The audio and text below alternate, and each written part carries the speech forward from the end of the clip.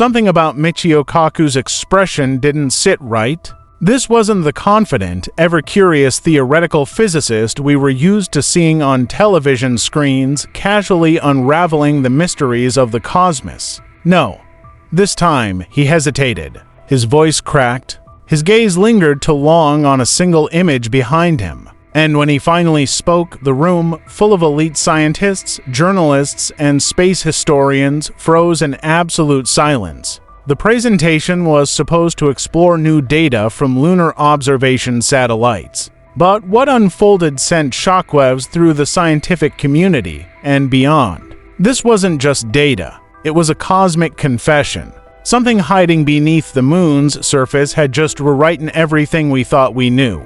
And by the end of this video, you two will understand why Michio Kaku could no longer hold back his tears. Because what they found beneath the surface of the moon wasn't natural. Kaku began with a revelation that dismantled decades of consensus. Utilizing newly deployed quantum deep imaging satellites, researchers scanned the moon's subsurface with technology more advanced than anything previously attempted. Instead of solid rock, what they found were massive hollow chambers, some spanning hundreds of kilometers, arranged in symmetrical patterns no natural process could explain. These voids weren't ancient lava tubes or coincidental air pockets. They had structure, regularity, alignment. They had intent. And when thermal readings revealed localized heat sources pulsing from within these voids, temperatures to precise, to focused to be geological, the entire room felt the weight of something unspeakable. Something inside the moon was not only designed, it was still alive in some way. Whether a reactor, a machine, or a monument, Kaku didn't say.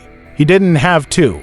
The data spoke for itself. Then came the patterns. Gravitational anomalies that had always been dismissed as measurement quirks or minor inconsistencies.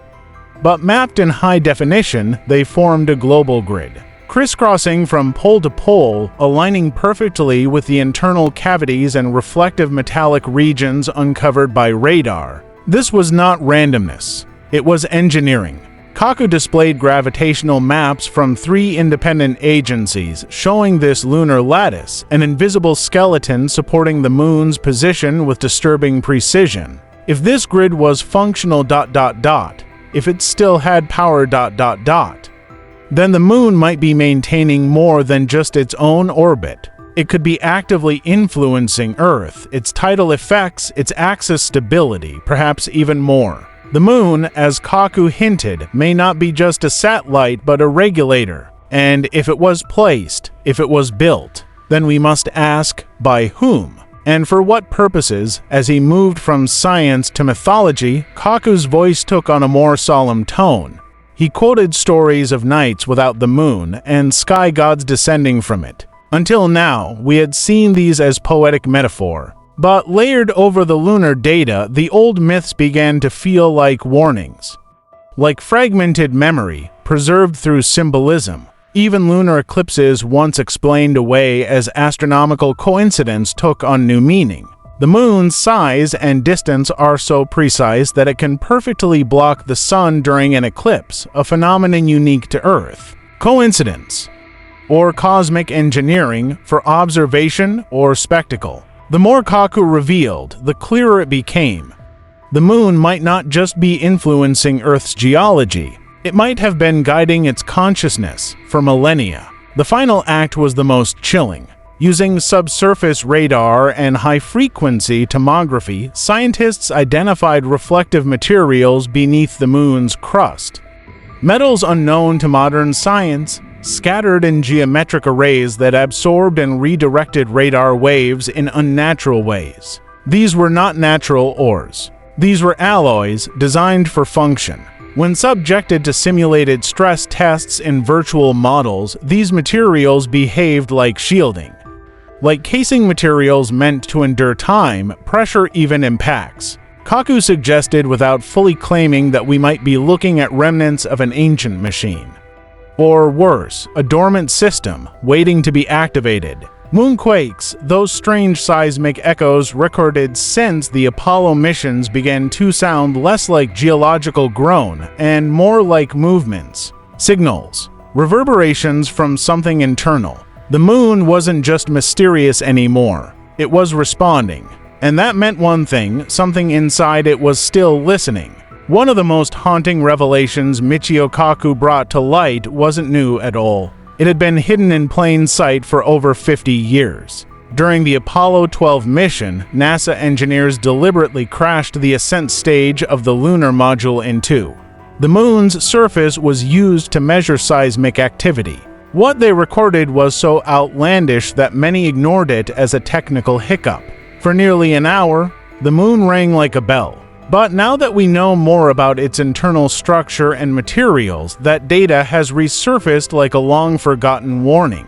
Natural rock doesn't resonate like that. Not unless it's hollow, or worse, hollow and reinforced. Kaku was mentioned in simulations that are powered by AI geological simulations that proved the only plausible explanations. Either the moon is vastly different from every other planetary body we've studied, or it's not a planetary body at all in the conventional sense. What makes this even more chilling to the spine is that impact events later produced the same bell-like echoes consistent across multiple Apollo missions. The moon was reacting like a tuned instrument. And now we need to find out who built the instrument and the reason it was made to respond to collisions at all. Kaku then turned his attention to a mystery that had quietly been growing in the scientific underworld for a long time: the moon's strange emissions. Radio astronomers have been detecting low-frequency bursts from the moon's dark side, patterns of electromagnetic activity that don't match any known geological or solar interactions. These signals are highly localized, occurring in specific coordinates and at consistent intervals, as if responding to orbital or even lunar phases. When filtered through advanced signal processing algorithms, some of these emissions revealed repeating digital-like patterns, pulses that eerily resembled early computer language. Could it be an oversight? A beacon? A long-dormant surveillance system? Kaku stopped short of confirming it. However, the presence of these frequencies spikes when deep space probes can no longer see the moon is no longer seen as coincidence. Whatever lies beneath that dusty surface might not just be a relic. It might be aware and perhaps even aware of us. One of the most mathematically baffling aspects of the moon is its orbit. It's almost as if it had been paired with surgical precision. The moon's size and distance can perfectly cover the sun during total eclipses, a phenomenon found nowhere else in our solar system. But that's just the beginning. Kaku uncovered orbital simulations that demonstrate that the moon's path is so stable it flies in the face of long-term gravitational drift. Most moons in the solar system exhibit some wobble and other irregularities over millennia. Ours does not. Still more bizarrely, the moon's rotational speed is in perfect sync with Earth, so that we only ever see one side of it. This tidal locking is presented in textbooks as a coincidence, a result of the forces of gravity. But the probability of it happening in such an ideal method for creating a consistent eclipse engine is astronomically low. It's as if the moon was designed not just to orbit, but to perform, to act, to guide, or even to monitor. And Michio Kaku, usually the optimist, could no longer call that arrangement natural. Possibly the most upsetting aspect of the presentation by Kaku did not include scientific evidence. It had to do with what had been erased. He referenced dozens of original Apollo mission recordings, including telemetry data and high-frequency voice communications coming from astronauts that have either gone missing or were inexplicably recorded over. Some of these tapes reportedly contain reactions of the astronauts to unidentified lights, unexplained mechanical sounds beneath the surface, as well as instances when communication was suddenly jammed when orbiting the far side of the moon. Whistleblowers from within NASA, some now in their final years, have begun speaking of deliberate omissions, mission reports with redactions, and even private briefings where astronauts were told never to speak about what they heard or saw on the moon. Kaku, always cautious with claims of conspiracy, acknowledged that the silence had become allowed to ignore. If the moon truly is a different thing, something far older and significantly more complex than we know, those guarding the truth are doing so for a reason, and that reason might be more terrifying than the truth itself. Michio Kaku retreated from the podium. A silence heavier than gravity filled the room. This wasn't the silence of scientific awe. It was the silence that follows a deep realization that something we've stared at our entire lives might not be what we believed. The moon, once a romantic symbol of serenity and light, now casts a far darker shadow. It might not be a natural satellite, it may not be lifeless, and it may not be ours. From its impossible orbit to its hollow echoes, from ancient myths to disappearing NASA tapes, everything we know is unraveling. And if Michio Kaku, a man grounded in logic and quantum law, breaks down in tears over what the moon truly is, then we should all be paying attention. Due to this, it isn't just about astronomy anymore. It's about who or what placed the moon there and why it's watching us. Today, the question remains,